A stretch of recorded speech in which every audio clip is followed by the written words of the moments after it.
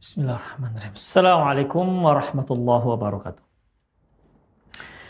Innal hamdalillah nahmaduhu wa nasta'inuhu wa nastaghfiruh wa na'udzu billahi min shururi anfusina wa sayyiati a'malina may yahdihillahu fahuwal muhtadi wa may yudlil falan tajida lahu waliyyan mursyida. Asyhadu an la ilaha illallah wahdahu la syarika lah wa asyhadu anna Muhammadan abduhu wa rasuluhu alladzi la nabiyya ba'dah. Wa qala Allah subhanahu wa ta'ala ya ayyuhalladzina amanu taqullaha haqqa tuqatih wa la tamutunna illa wa antum muslimun. Wa qala azza man qala ya ayyuhalladzina amanu taqullaha wa qulu qawlan sadida yuslih lakum a'malakum wa yaghfir lakum dhunubakum wa may yuti'illaha wa rasulahu faqad faza fawzan 'azima. Ya ayyuhan nasu taqu rabbakumul ladzi khalaqakum min nafsin wahidah wa khalaqa minha zawjaha wa batha minhuma rijalan katsiran wa nisaa'a wattaqullaha alladzi tasaaluna bihi wal arham innallaha kana 'alaikum raqiba. Amma ba'du, nastaqal hadithi kitabullah wa khairal hadi hadi Muhammad sallallahu alaihi wasallam wa syarrul umur muhdatsatuha wa kullu muhdatsatin bid'ah wa kullu bid'atin dhalalah wa kullu dhalalatin finnar. Ikhwah rahimanallahu wa iyyakum, para pemirsa Rosyad TV dimanapun Anda berada, alhamdulillah kembali kita bertemu dalam kajian Nidaun ila Murabbin wal Murabbiyat. Kita telah bahas terkait dengan wasiat yang diwasiatkan oleh Luqmanul Hakim kepada anak beliau, yaitu yang Allah Subhanahu wa ta'ala sebutkan dalam surat Luqman.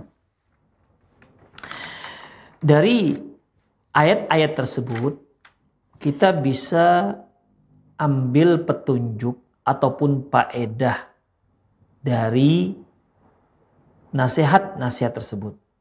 Kita bisa ambil poin-poinnya, kesimpulannya dari nasihat yang beliau berikan kepada anak beliau. Wa min hidayatil ayat, di antara petunjuk dan yang bisa disimpulkan dari ayat, satu, masyru'iyatu wasiyatul walidi, masyru'iyatu wasiyatu walidi libnihi bima yanfa'ahu fid dunya wal akhirah. Orang tua disyariatkan untuk memberikan wasiat kepada anak-anaknya, wasiat yang bermanfaat baik untuk dunia maupun untuk akhirat. Di sini tentunya orang tua ya dalam membimbing anaknya, silahkan dia bisa memberikan masukan-masukan, berikan nasihat-nasihat kepada anak-anaknya, baik untuk urusan dunia maupun untuk urusan akhirat, untuk urusan dunia atau untuk urusan agamanya. Seperti mungkin kalau terkait dengan masalah dunia, orang tua memberikan semangat kepada anak untuk meraih cita-cita, kemudian dikaitkan dengan syariat, tapi dengan catatan jangan sampai kamu melanggar syariat, karena banyak orang yang mencapai cita-citanya, dia menghalalkan segala cara untuk mendapatkan nilai yang baik. Dia melakukan hal-hal yang dilarang oleh syariat, seperti mencontek misalnya, ngopek misalnya, atau dia melihat punya temannya misalnya. Maka demi untuk mendapatkan nilai yang baik, dia melakukan apa saja yang diharamkan ataupun yang dilarang oleh syariat. Tentunya ini tidak dibolehkan. Ya, nah, kita berikan nasihat kepada anak-anak bahwasanya kalau mau nilai yang baik, ya harus berupaya semaksimal mungkin menghafal, murojaah, diulang-ulang lagi pelajarannya. Kemudian sisanya serahkan kepada Allah Subhanahu wa ta'ala. Apakah nanti bisa akan mendapatkan nilai yang baik ataukah nilai yang tidak baik. Demikian ikhwah. Jadi di sini masalah dunia dikombin dengan masalah akhirat, sehingga anak-anak itu ketika dia menjalani urusan dunianya tetap tidak terlupa akhiratnya. Tidak sebagaimana yang dilakukan oleh orang-orang yang sekularis, mereka katakan, mereka tinggalkan agama mereka di masjid. Dalam masalah dunia nggak perlu adanya agama. Padahal agama Islam Allah turunkan kepada umat manusia untuk mengatur setiap lini kehidupan manusia. Setiap aktivitas kehidupan manusia. Makanya tidak ada satu aktivitas pun kecuali diatur dalam Islam. Demikian ikhwah. Jadi orang tua lah yang mengarahkan, yang beri nasihat. Ya. Kalau masalah dunia mungkin orang tua lebih berpengalaman, ya, lebih banyak, lebih dahulu makan asam dan garam. Sehingga dia bisa memberikan masukan-masukan kepada anak-anaknya terkait dengan masalah dunianya. Demikian ikhwah. Yang kedua yaitu bada'u bit tauhid wa tahdhiri minasyirki li'annahu dzulmun yahbitul a'mal. Kemudian orang tua hendaklah ketika dia memberikan pengarahan kepada anak-anaknya, hendaklah yang pertama sekali, yang lebih dititik beratkan, yang lebih diprioritaskan adalah masalah tauhid. Dan waspada terhadap kesyirikan. Karena kesyirikan merupakan dosa yang terbesar. Tidak ada dosa yang terbesar yang berada di atas dosa kesyirikan. Di samping itu kesyirikan ini dapat menghanguskan semua amalan-amalan. Sebagaimana Allah Subhanahu wa taala, sebagaimana sabda Rasulullah sallallahu alaihi wasallam memberikan masukan kepada Mu'adz bin Jabal ketika beliau mengutus Mu'adz bin Jabal ke negeri Yaman. Apa kata Rasulullah sallallahu alaihi wasallam? Ya Mu'adz, innaka ta'ti qauman min ahlil kitab. Mu'adz, kamu akan mendatangi, kamu akan berdakwah kepada ahlul kitab. Ya, kamu akan berdakwah kepada ahlul kitab. Faltakun awwala ma tad'uuhu ilaihi syahadatu an la ilaha illallah. Hendaklah yang pertama sekali engkau dakwahi, yang pertama sekali materi yang engkau jadikan sebagai dakwahmu yaitu syahadatu an la ilaha illallah. Ini kan perkara tauhid. Itu yang pertama sekali. Sebab kalau yang pertama sekali kita membahas pada masalah sholat, zakat, kalau seandainya di sana ada kesyirikan, maka kebaikan apapun akan dihapuskan oleh kesyirikan ini. Demikian ikhwah. Ya. Jadi haruslah yang pertama ditekankan masalah tauhid. Jangankan kita ikhwah, jangankan amalan kita. Ya, Allah Subhanahu wa taala berkata, "Walau asyrakta, seandainya engkau berbuat syirik, la yahbatanna amaluk." Maka akan dihapuskan semua amalan-amalan kebaikanmu.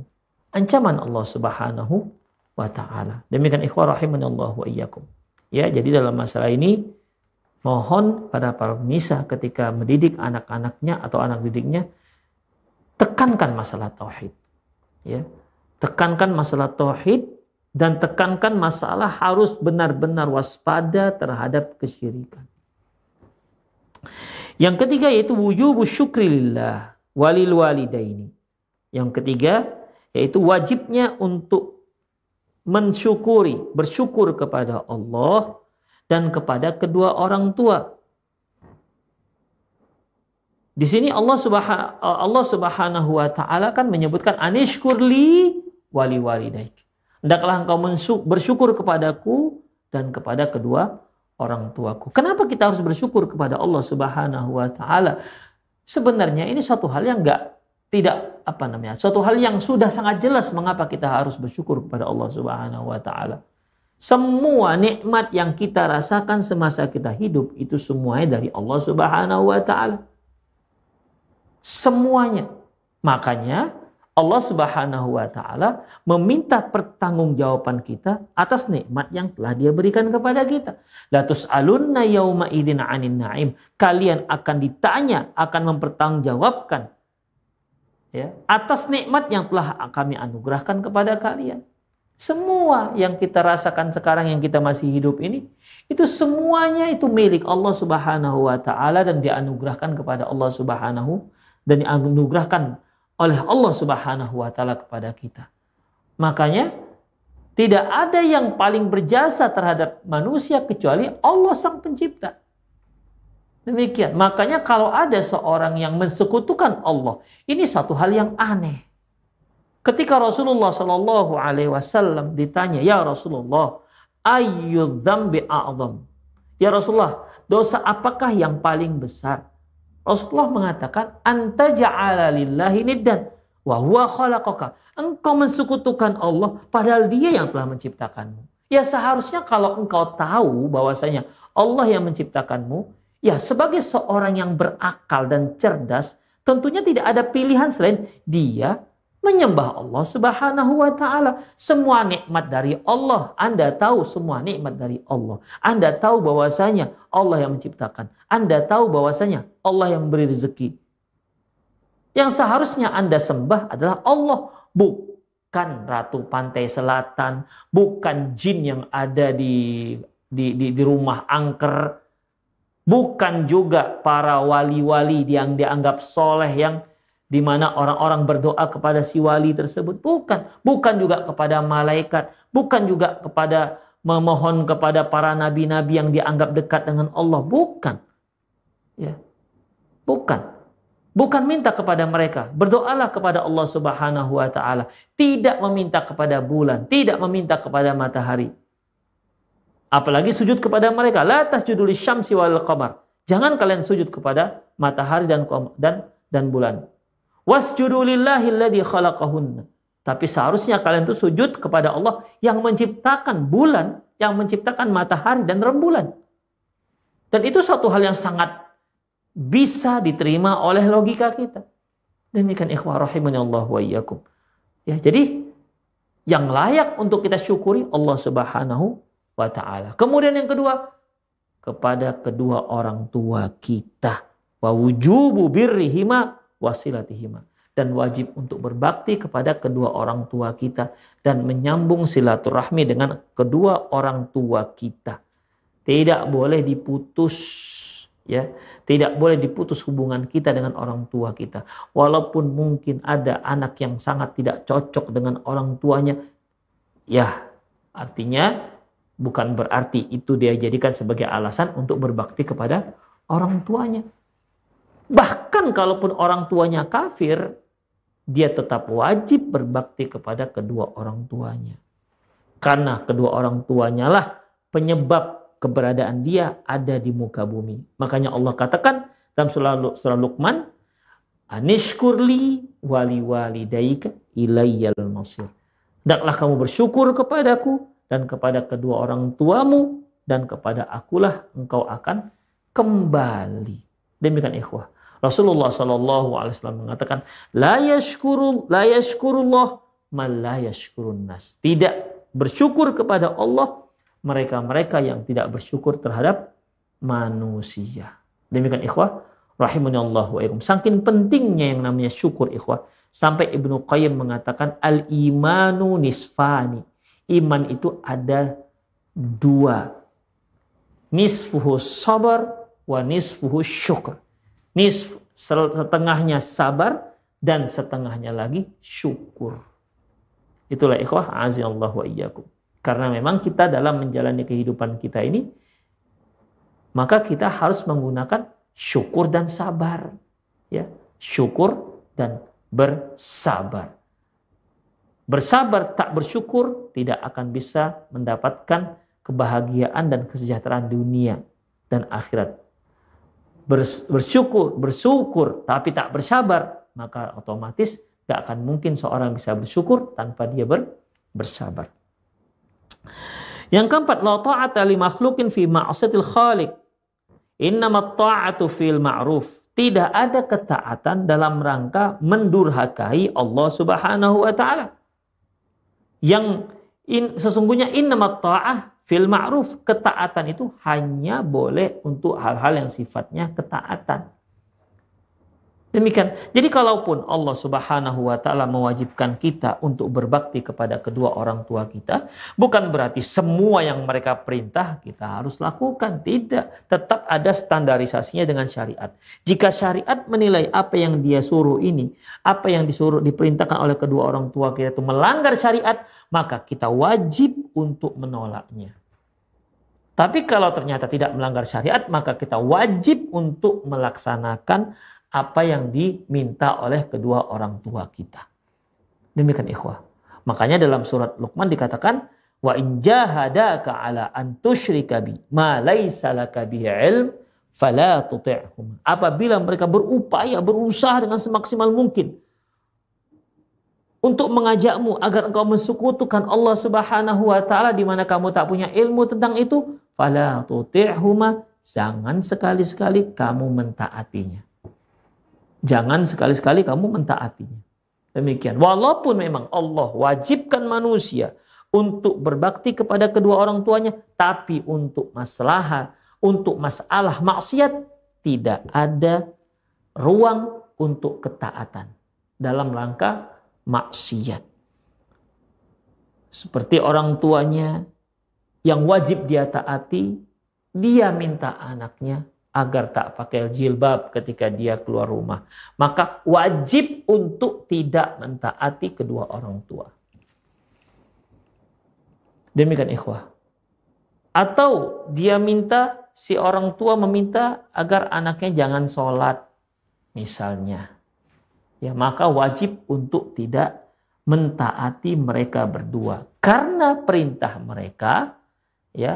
mereka mendurhakai Allah. La ta'ata fi makhlukin. Tidak ada ketaatan pada makhluk. Fi ma'asiyatil khaliq, dalam rangka mendurhakai Allah Subhanahu wa taala. Demikian ikhwah rahimanallahu ikum. Itulah standarisasi daripada ketaatan kepada kedua orang tua.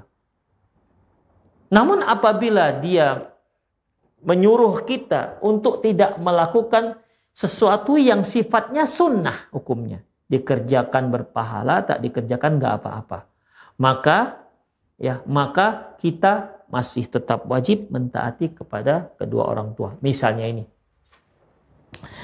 Misalnya orang tua kita mau sholat ba'diyah zuhur, hukumnya sunnah. Ketika kita mau sholat, ibu kita panggil, nak, tolong nak belikan ibu gula. Maka gimana? Mana yang lebih kita dahulukan? Sholat ba'diyah zuhur ataukah memenuhi permintaan ibu kita? Jawabannya memenuhi permintaan ibu kita. Tinggalkan sholat ba'diyah zuhur. Kenapa? Taat kepada orang tua hukumnya wajib. Sholat ba'diyah zuhur hukumnya sunnah. Kalau ada orang tua yang mengatakan, nak, gak usahlah pakai cadar. Ya, gak usah pakai cadar. Maka, apakah seorang akhwat wajib mentaati orang tuanya karena orang tuanya menyuruh dia untuk tidak bercadar? Jawabannya, ya. Wajib dia taati. Mengapa? Karena memakai cadar itu hukumnya sunnah. Taat kepada kedua orang tua hukumnya wajib. Yang wajib itu lebih kuat ketimbang sunnah. Itulah ikhwah rahimani Allahu wa iyyakum.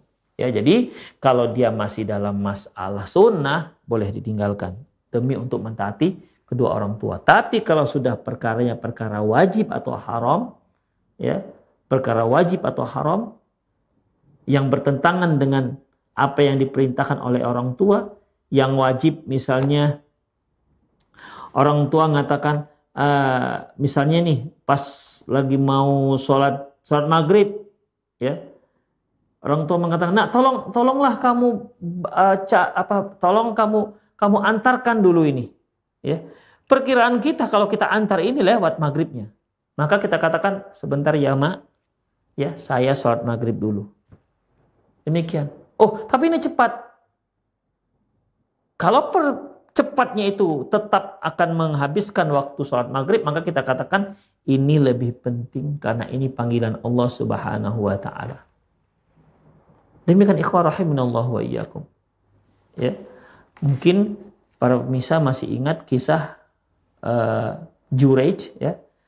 kisah Juraij di mana dia sedang sholat sunnah, ibunya panggil, ibunya memanggil Juraij. Ya. Juraij diam saja. Dia katakan Allahumma sholati am ummi. Ya Allah, sholatku apa ibuku? Kemudian dipanggil lagi oleh ibunya. Juraij. Ya Allah, sholatku apa ibuku? Artinya aku lanjutkan sholatku atau penuhi panggilan ibuku? Tapi ternyata Juraij memenuhi panggilan ibunya. Besok yang kedua, hari kedua begitu juga. Sampai hari ketiga. 3 kali ibunya datang memanggil Juraij, tapi kebetulan ketepatan pada saat beliau sedang sholat. Apa kata ibunya? Karena sudah jengkel 3 hari berturut-turut dipanggil tidak nyaut, ya. Memang karena kebetulan dia sedang sholat. Apa kata ibunya? Ya Allah, jangan matikan dia sampai dia melihat wajah-wajah para pelacur. Demikian, dan makbul, Masya Allah. Makbul. Di mana Juraij pada waktu itu difitnah oleh seorang pelacur bahwasanya dia hamil dari Juraij. Akhirnya Juraij pun dipukuli dan diarak di tengah-tengah kampung. Ya, ketika dia diarak itulah dia melihat, dia bertemu dengan para pelacur-pelacur yang melihati dia, dan dia melihat para pelacur. Oh, ini doa ibuku kemarin. Demikian ikhwah. Ya, ketika Juraij ditemukan dengan si bayi yang si ibunya yang pelacur ini menyatakan bahwasanya bayinya adalah bayi Juraij. Juraij minta ditemukan dengan bayi tersebut, ya, bukan dengan maknya tapi dengan bayinya. Beliau minta sholat 2 rakaat. Kemudian ikhwah rahimanallahu wa iyyakum, setelah sholat 2 rakaat, beliau pegang perut si anak. Hei anak, siapa ayahmu? Si anak yang masih bayi yang seharusnya tidak bisa ngomong, bisa bicara dengan fasih. Ayahku adalah pengembala, bukan Juraij. Demikian ikhwah. Tapi yang menjadi kaitannya dengan masalah kita yaitu ya ibunya tadi itu. Ya. Si Juraij pada waktu itu sedang melaksanakan sholat sunnah. Seharusnya dia tinggalkan sholat sunnahnya dan dia penuhi panggilan ibunya. Demikian ikhwah rahimanallahu wa iyyakum. Tapi kalau sudah masalah sholat wajib, kita sedang sholat zuhur, dipanggil ibu kita, maka tak usah pedulikan sampai kita sholat zuhur selesai, baru kita penuhi panggilan ibu kita. Tapi kalau tidak, enggak. Sebab apa? Ini wajib. Wajib kita kepada Allah lebih dibandingkan wajib kita kepada orang tua dalam masalah ini. Itulah ikhwah rahimanallah wa iyyakum. Ya. Kemudian selanjutnya, la ta'ata fil makhluqin fi ma'sil khaliq, innamat ta'atu fil ma'ruf. Tidak ada ketaatan pada makhluk dalam rangka mendurhakai Allah. Sesungguhnya ketaatan itu hanya untuk hal-hal yang sifatnya baik, ma'ruf. Nomor 5, wujubut tiba'i sabilil mu'minin al-muwahhidin. Wajibnya untuk mengikuti jalan orang-orang mukmin yang bertauhid. Ya. Wa tahrimit tiba'il mubtadi'in, dan haram hukumnya mengikuti para ahli-ahli bid'ah. Dan di sini Rasulullah menyebutkan, Allah Subhanahu wa taala menyebutkan wattabi' sabila man anaba ilai. Ikutilah orang-orang yang kembali kepadaku. Siapa orang-orang yang kembali kepadaku? Tidak ada generasi yang paling kembali kepada Allah. Kalau mereka salah, langsung tobat kepada Allah, melebihi generasi para sahabat. Makanya ada yang mengartikan wattabi' sabila man anaba ilai.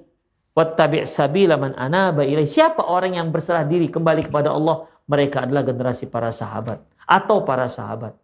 Ada yang mengartikan siapa mereka? Mereka adalah orang-orang mukmin. Nah, tidak ada orang mukmin yang level keimanannya seperti para sahabat.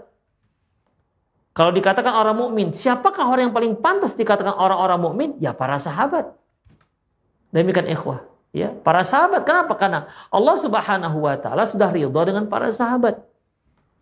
Was-sabiqunal awwaluna minal muhajirin wal ansar walladzina tabauhum bi ihsan. Dan orang-orang yang telah terdahulu masuk Islam dari kalangan muhajirin ansar dan yang mengikuti mereka radhiyallahu anhum wa radu'an.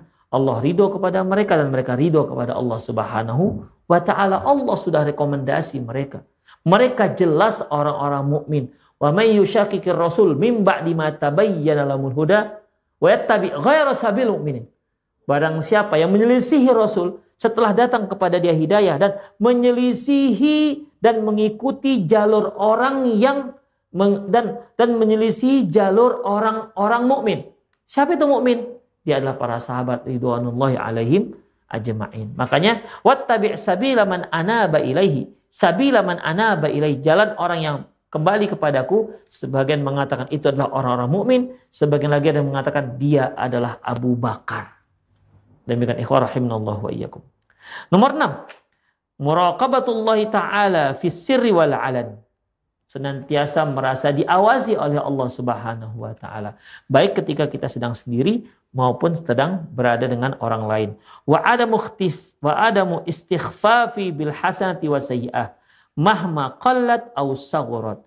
Dan kita tidak dibolehkan menganggap remeh terhadap kebaikan ataupun keburukan sekecil apapun. Tidak boleh. Ya. Rasulullah Shallallahu Alaihi Wasallam pernah bersabda, di mana hadis ini diriwayatkan oleh Imam Muslim, kata beliau, la tahqiranna minal ma'rufi syai'a. Janganlah kalian menganggap remeh kebaikan itu walaupun sedikit. Walau antalqa biwajhika, walaupun engkau hanya memberikan. Walau antalqa akhaka biwajhin talikin, walaupun engkau hanya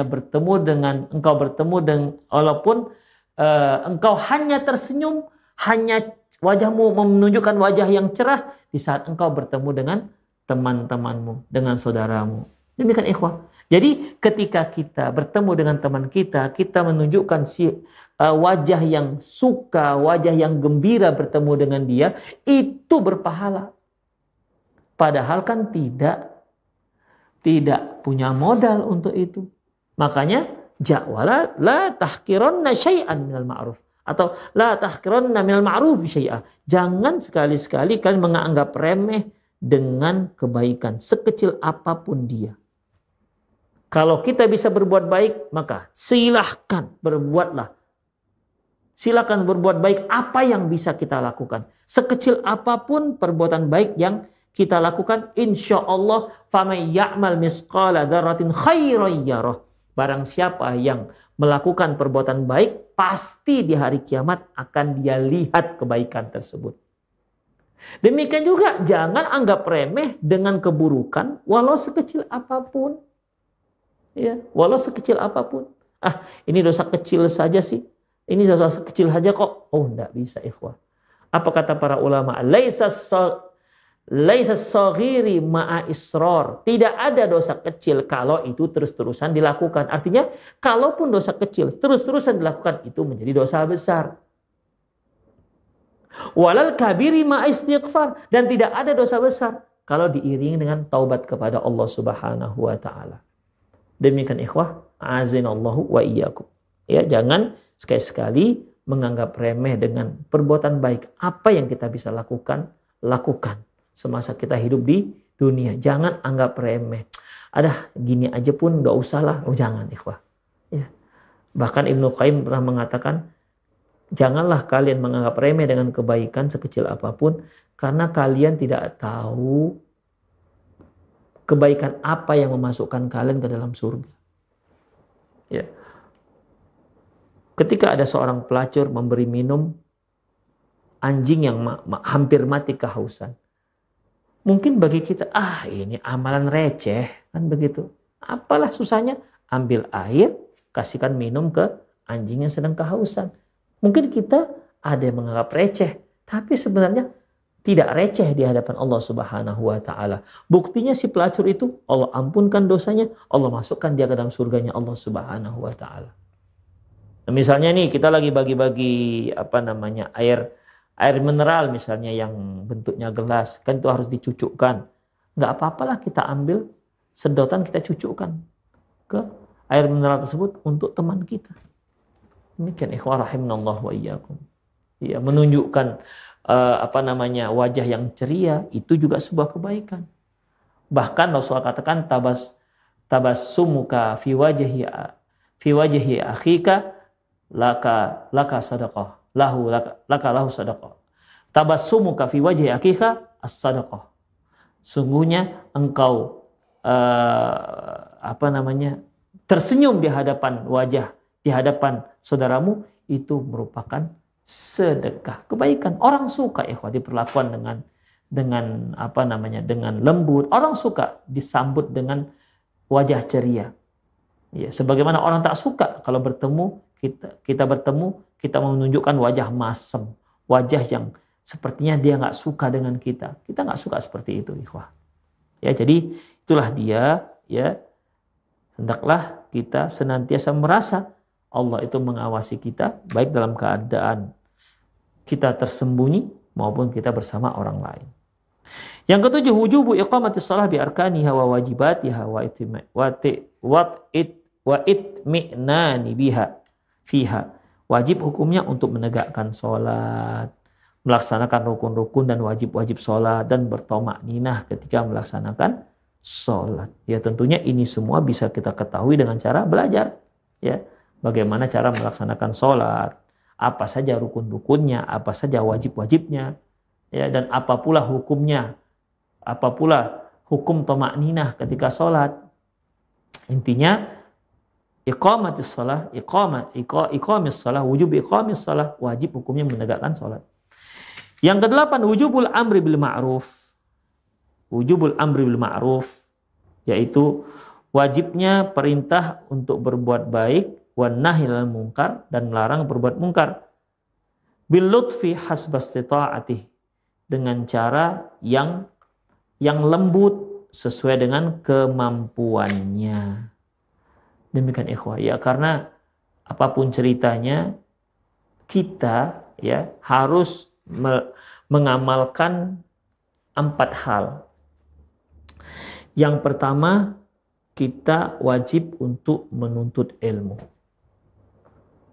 Talabul ilmi faridatun ala kulli muslim. Menuntut ilmu itu hukumnya wajib atas setiap muslim. Laki, perempuan, hukumnya wajib. Talabul ilmi apa ini? Ilmu apa? Ilmu syariat. Ya, ilmu syariat. Wajib hukumnya untuk dipelajari. Baik, setelah dia mengetahui, itu bagaimana? Wajib untuk dia amalkan.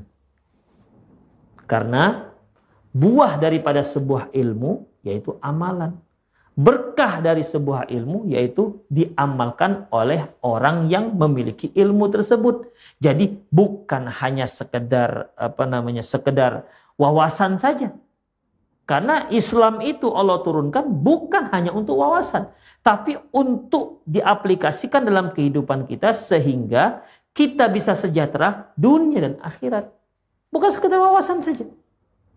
Demikian ikhwah rahimanallah wa iyyakum. Ya. Fungsinya Islam itu untuk disosialisasikan pada diri kita, keluarga kita, dan masyarakat kita. Bil lutfi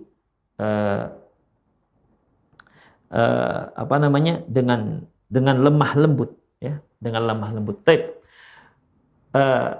Berilmu, beramal. Kemudian apa lagi? Berdakwah, mendakwahinya. Ya, mendakwahinya. Jadi mendakwahinya ini wajib bagi kita sesuai dengan level masing-masing orang. Fardu ain. Ya. Apa yang sudah dia ilmui, dia amalkan, maka dia wajib untuk mendakwahkannya kepada orang lain sesuai dengan kapasitas ilmunya. Itu ikhwah. Ya. Oleh karena itu, wajib bagi kita untuk amar ma'ruf nahi mungkar. Selanjutnya, qala sallallahu alaihi wasallam, man ra'a minkum munkaran falyughayyir biyadihi fa in lam yastati' fa bilisani fa in lam yastati' fa biqalbi wa dzalika adhaful iman. Barang siapa yang melihat kemungkaran, maka hendaklah dia ubah dengan tangannya, dengan kuasanya. Jadi seorang gubernur, dia melihat ada di daerah kekuasaannya kemungkaran-kemungkaran dan dia tahu tentang kemungkaran tersebut, maka dia wajib untuk membasmi dan memberantas semua kemungkaran-kemungkaran itu. Jika dia tahu ada kemungkaran di wilayah kekuasaan dia, tapi diam saja, atau mungkin ada uang masuk untuk dirinya, maka dia akan dipurukkan Allah Subhanahu wa taala ke dalam api neraka jahanam. Demikian ikhwah. Ya. Jadi man ra'a minkum munkaran falyughayyir biyadihi. Barang siapa yang melihat kemungkaran dan itu ada di bawah kuasa dia, ubah dengan kuasanya dia. Demikian ikhwan, makanya para pemirsa, para pejabat yang mumpung masih punya jabatan, dia bisa dengan mudah untuk memberantas yang namanya kemungkaran. Fa'ilam yastati', kalau nggak sanggup bagaimana? Ya sudah, pabilisannya mengajak orang-orang supaya beramal. Karena dia tak punya kuasa, dia hanya bisa mengajak. Inilah seperti para dai-dai, dia mengajak, menceritakan, menjelaskan apa yang terbaik untuk umat. Fa'ilam yastati', kalau nggak sanggup juga fabiqalbih, berarti hanya dengan hati. Dan itulah keimanan yang paling rendah. Demikian ikhwan rahimanallah wa iyyakum. Yang ke-9 yaitu as-sabru ala ma yalhaqul amir wan nahi minal adha wa annahu azmul umur min azmil umur. Yang ke-9 itu sabar. Ya, ketika kita mengajak orang ke jalan Allah Subhanahu wa taala, ketika kita berdakwah ke jalannya hak, ya, ke jalannya Allah Subhanahu wa taala, maka pasti orang ini akan menerima tantangan dan rintangan. Itu dipastikan. Itu bisa dipastikan. Karena orang yang mengajak ke jalan Allah itu akan ada saja rintangan-rintangannya. Dan yang paling tak suka kita mengajak orang ke jalan Allah yaitu iblis. Demikian. Makanya ketika Allah Subhanahu wa taala telah memutuskan si iblis adalah makhluk yang sesat, yang tempatnya di neraka, apa katanya? Rabbi bima aghwaytani, ya Allah, karena engkau telah menjadikan aku sebagai makhlukmu yang sesat, la aq'udanna lahum siratal mustaqim, aku akan duduk di jalurmu, di tengah-tengah jalurmu yang lurus. Jalan Allah yang lurus ini kan jalan yang akan ditempuh oleh orang-orang mukmin, orang-orang muslim yang menuju surga. Tuh iblis duduk di tengah-tengah. Ngapain dia di sana? Gangguin orang yang sedang berjalan di atas jalan yang lurus. Dia godain supaya mereka nggak jadi menempuh jalan ini, agar mereka bisa belok ke kiri dan belok ke kanan. Yang ujung jalan daripada yang di kiri dan di kanan ini adalah neraka jahanam. Dan itu merupakan keinginan si iblis. Allah yang membongkar ini semua. Allah yang menceritakan kepada kita akan keinginan si iblis. Apa kata Allah Subhanahu wa taala? Innasyaitana lakum aduwwun fattakhidhuhu aduwwa. Sesungguhnya setan itu merupakan musuh kalian. Fattakhidhuhu aduwwa. Jadikan dia sebagai musuh. Innama yad'u hizbahu liyakunu min ashabis sa'ir. Sungguhnya dia ingin mengajak kelompoknya agar bersama dia sama-sama masuk dalam neraka sa'ir. Jadi iblis dan setan paling tak suka kita masuk ke dalam neraka jahanam. Ke dalam surganya Allah Subhanahu wa taala. Inginnya mereka itu merekrut sebanyak-banyak umat manusia agar bisa bersama dia, menemani dia dalam neraka jahanam. Na'udzubillah min dzalik. Makanya dia nggak tanggung-tanggung duduk di tengah jalan yang lurus tersebut. Benar-benar dia goda. La'atiyannahum min baini aydihim, akan aku goda mereka dari depan.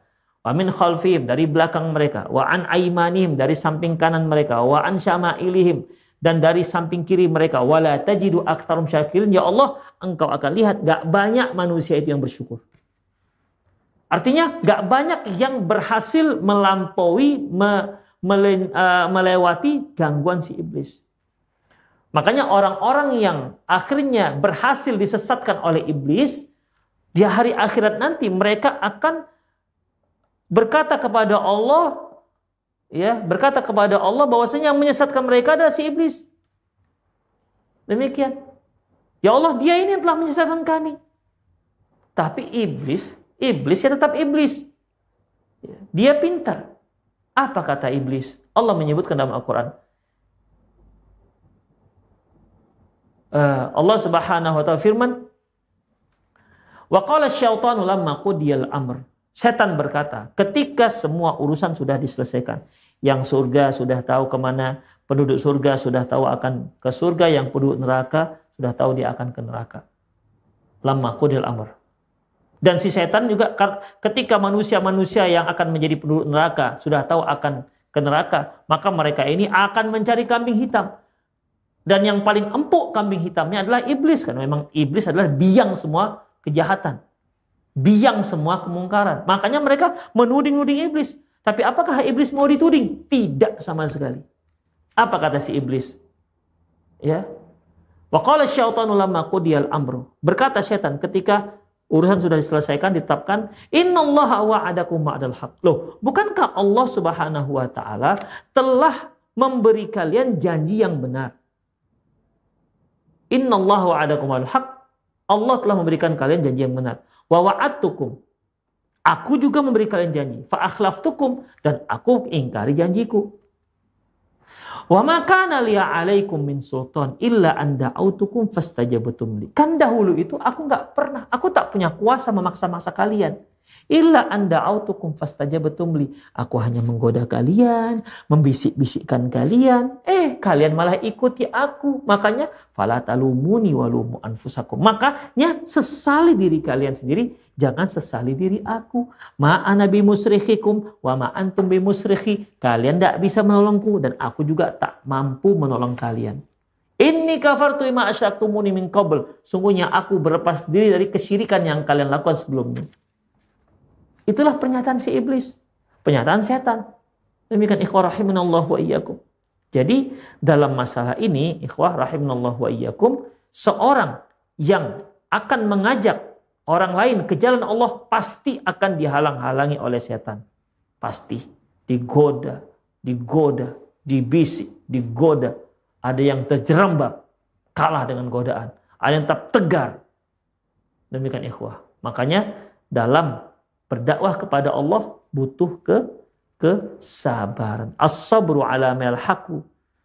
Hendaklah sabar atas apa yang ditemui di jalan Allah Subhanahu wa taala. Ya. Sabar. Gangguan-gangguan pasti ada. Demikian ikhwah rahimanallahu wa iyyakum. Itulah dia. Innama yuwaffas sabiruna ajrahum bighairi hisab. Sesungguhnya Allah akan memberikan pahala orang yang bersabar dengan tanpa batas. Seorang yang berdakwah tidak sabar, dia akan jungkir balik, dia akan jatuh dari medan dakwah. Akan jatuh dari medan dakwah. Hanya orang-orang yang tegar, hanya orang-orang yang sabarlah yang bisa terus berada di jalan dakwah ini sampai dia bertemu dengan Allah Subhanahu wa ta'ala. Yang ke-10, tahrimut takabbur wal ikhtiyal fil masyi. Haram hukumnya, yang ke-10 yaitu haram hukumnya takabbur. Ya, sombong dalam berjalan. Ini diambil dari firman Allah Subhanahu wa taala yaitu innallaha la yuhibbu kulla mukhtalin fakhur. Allah itu tidak suka dengan orang-orang yang mukhtal dan orang-orang yang fakhur.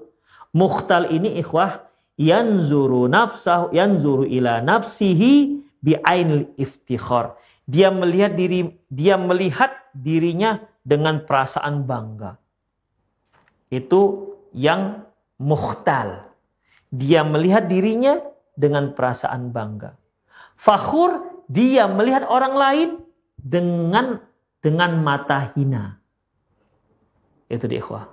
Itu bedanya antara mukhtal dan fakhur. Mukhtal, dia melihat dirinya hebat. Fakhur, dia melihat orang lain hina dan remeh. Itulah bedanya antara mukhtal dan fakhur. Ini semua gara-gara apa? Gara-gara kesombongan. Ya, gara-gara kesombongan. Semua jenis kesombongan diharamkan oleh Allah Subhanahu wa ta'ala. Bahkan kalau ada cara berjalan orang sombong juga dilarang oleh Allah Subhanahu wa ta'ala. Seperti yang ada di dalam ayat Allah Subhanahu wa ta'ala. Makanya Allah Subhanahu wa ta'ala, Rasulullah SAW pernah mengatakan bahwasanya salatun la yukallimullahu yaumal qiyamah, la yukallimuhullahu yaumal qiyamah, wa la yanzuru ilaihim wa la yuzakkihim wa lahum adzabun alim. Ada tiga orang tidak akan dilihat oleh Allah Subhanahu wa ta'ala di hari kiamat, dan tidak akan diajak bicara oleh Allah Subhanahu wa ta'ala, dan tidak akan dibersihkan oleh Allah dari dosa, dan disiapkan untuknya adab yang pedih. Di antaranya apa ikhwah? Al-musbil, yaitu mereka yang menjulurkan kainnya hingga di bawah mata kaki. Itu termasuk khuyala, sombong. Demikian ikhwah rahimani Allah wa iyyakum.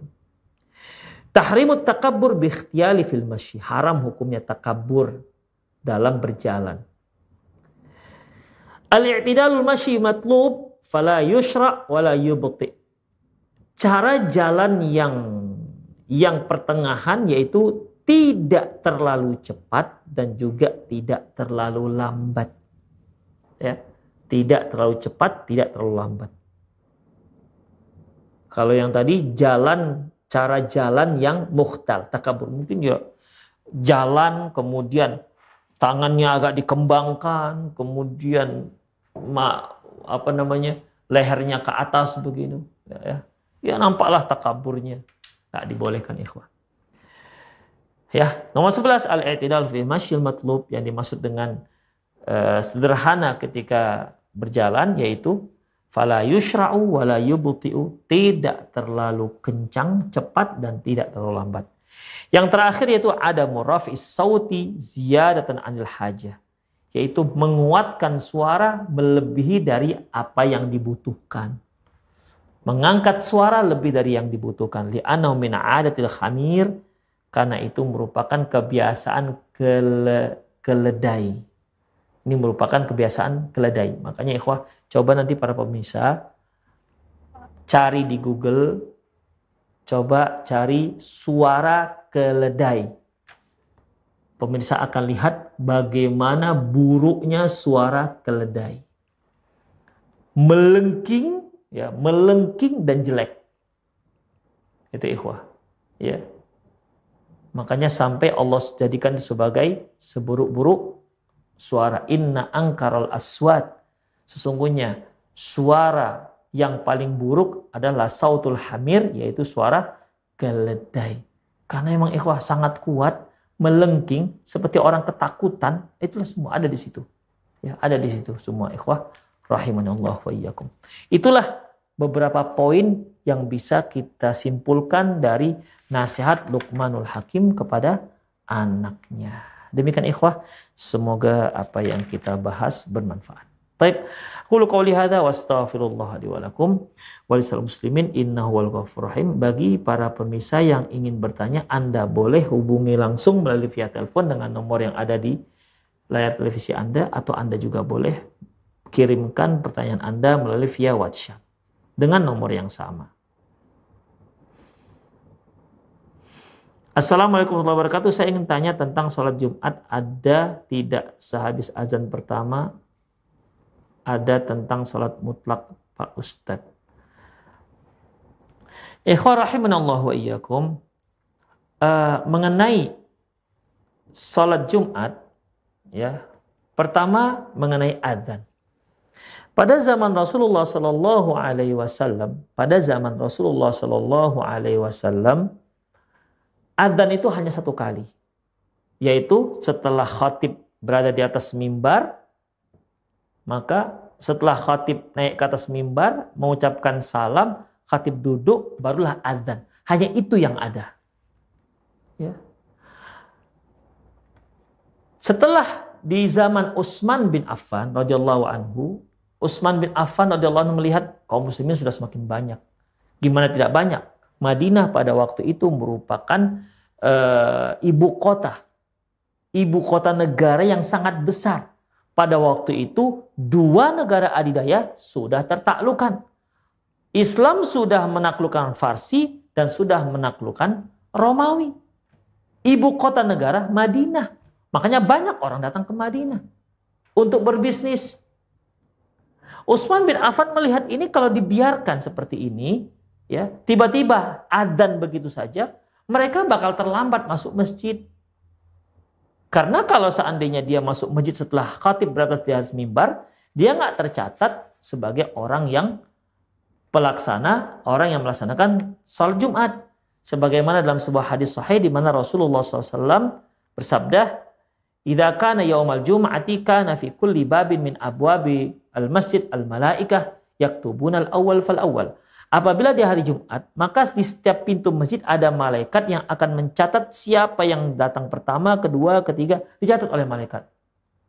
Fa idza jalasal imam, apabila imam duduk di atas mimbar, tawaw suhuf, maka malaikat pun menggulung catatannya. Jadi yang masuk setelah malaikat menggulung catatannya tidak akan dicatat lagi. Demikian. Karena perdagangan sudah semakin hebat di waktu itu, semakin semarak, Utsman bin Affan melihat ini perlu ada adzan pertama. Makanya adzan pertama itu dikumandangkan di tengah-tengah pasar. Ya sekitar 1 jam atau setengah jam sebelum masuknya waktu. Demikian. Untuk mengingatkan kaum muslimin yang ada di pasar bahwasanya sebentar lagi akan dikumandangkan adzan Jumat. Supaya mereka apa? Mereka bisa mandi. Jadi tidak membawa bau keringat ke dalam masjid. Demikian ikhwah. Ya. Jadilah sejak saat itu adanya 2 adzan. Ada 2 adzan. Yang satu sebelum masuk waktu, yang satu setelah masuk waktu. Demikian ikhwah rahimanallahu wa iyyakum. Baik. Lantas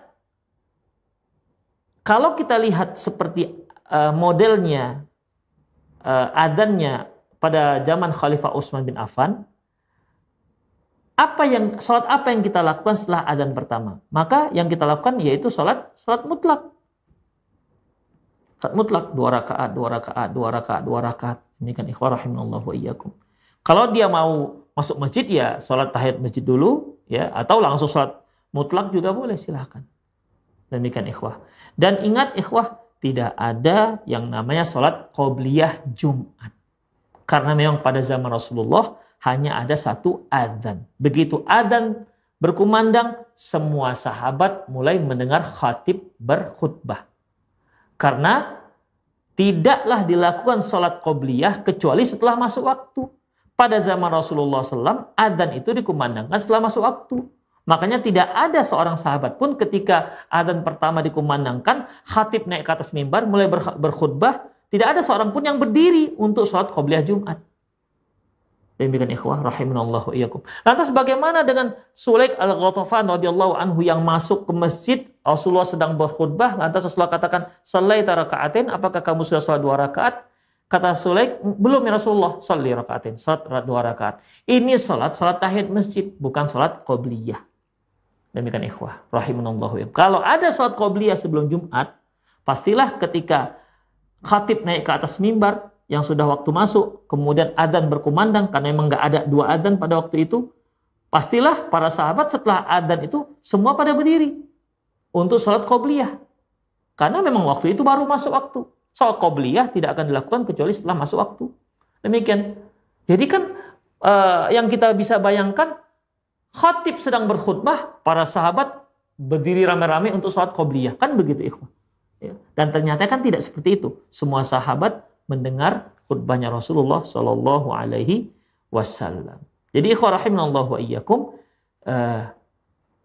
setelah lantas bagaimana dengan yang sekarang, di mana adzan pertama itu dilakukan, dikumandangkan setelah masuk waktu. Kita yang sudah masuk masjid ngapain? Tunggu saja, ya, tunggu saja sampai adzan yang kedua.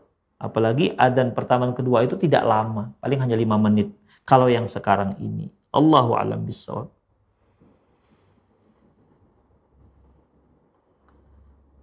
Kemudian, Bismillah, Assalamualaikum warahmatullahi wabarakatuh, Ustadz. Apakah berdosa jika ana menikah dengan keterpaksaan karena ana akan menikah dengan ikhwan yang tidak ana sukai dari fisiknya dan tidak ana cintai? Ana bertekad menikah hanya karena faktor usia dan tidak ada lagi yang menanggung nafkah. Dan menjelang pernikahan hati ana merasa tertekan, mohon pencerahannya Ustadz. Kalau anti sudah bertekad untuk itu, bismillah jalani. Ya, bismillah jalani. Banyak orang menikah tanpa dasar cinta, tapi cinta muncul belakangan hari. Demikian. Berupayalah untuk mencintai sang suami. Begitu. Karena seorang istri mencintai suaminya itu merupakan ibadah kepada Allah Subhanahu wa Ta'ala. Berupaya anti untuk mencintai suami anti. Kenapa? Ini perintah Allah Subhanahu wa Ta'ala. Makanya sering dalam kajian-kajian para ummahat taatlah kepada para suami. Jangan melihat suaminya. Karena kalau suami yang diingat-ingat, akan muncul bisikan-bisikan, enak sekali lah para suami ini. Kami perempuan harus taat 100% kepada dia. Maka seperti itu. Tapi ingatlah bahwasanya anti para ummahat, para akhwat yang sudah bersuami diperintahkan untuk taati suami. Ingatlah bahwasanya ini perintah Allah Subhanahu wa taala. Setiap keringat yang bercucuran dari dahi anti untuk mentaati suami, maka anti akan mendapat nilai ibadah dari Allah Subhanahu wa taala. Ingatlah, anti disuruh oleh Allah Subhanahu wa taala. Demikian ikhwah rahimanallah wa iyyakum. Jadi berupayalah, ini akhwat ikhwah ukhti yang bertanya, berupayalah untuk mencintai sang suami. Tidak harus cinta menikah. Nenek-nenek kita dahulu ketika dijodohi dengan kakek kita, tidak ada cinta-cinta. Tapi alhamdulillah muncul rasa cinta. Insya Allah kalau kita bertekad karena Allah Subhanahu wa taala, menikah karena Allah Subhanahu wa taala, insya Allah doa kepada Allah, Allah akan tumbuhkan rasa cinta sehingga rumah tangga bisa dibina dengan keimanan sehingga pasangan pasutri ini bisa merasakan ketenangan, yaitu samawa, sakinah, mawaddah, warahmah, dan tetap berupaya berdoa dan berupaya untuk mencintai. Sudah betul kalau anti sudah seperti ini kan udah bismillah lalui insya Allah. Ya mohon cinta dari Allah Subhanahu wa taala karena hati itu milik Allah Subhanahu wa taala, bukan milik kita. Berapa banyak orang yang nikah karena cinta, seminggu putus, sebulan putus. Kenapa? Bukankah dia dengan cinta? Menikah dengan cinta? Ya, ternyata bukan hanya cinta modal daripada sebuah pernikahan.